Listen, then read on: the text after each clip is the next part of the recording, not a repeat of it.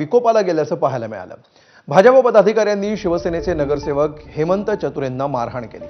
चतुरे माघे गणपतीच्या दर्शनासाठी आले होते आणि सोनिवली शहरातील आत्मिया हाइट्स सोसायटीमध्ये त्यांना मारहाण झाली।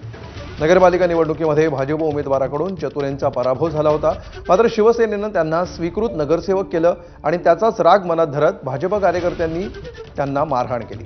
आता या प्रकरणी भाजप युवा मोर्चाचे अध्यक्ष बंटी म्हस्करला पोलिसांनी अटक केली आहे।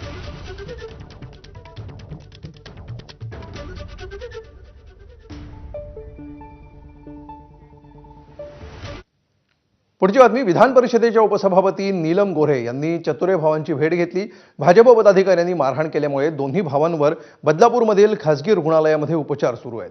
तर पोलिसांनी हेमंत चतुरेंसह त्यांच्या भावावर देखील गुन्हा दाखल केल्यामुळे नीलम गोऱ्हेंनी टीका केली आहे।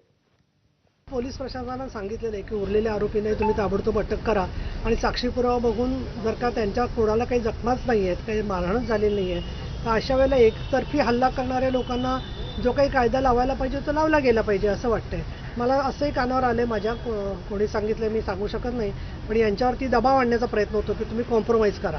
पण आधी मारायचं कार्यकर्त्यांना आणि मग परत कॉम्प्रोमाइज करायला सांगायचं म्हणजे उद्यानंतर कोणावरती यांच्यावरती शिवसैनिकांवरती गोळीबार करून नंतर कॉम्प्रोमाइज करायला सांगणार का? म्हणजे जीवे मारण्याचाच हेतू आहे असं दिसतंय सगळं जे आहे ते।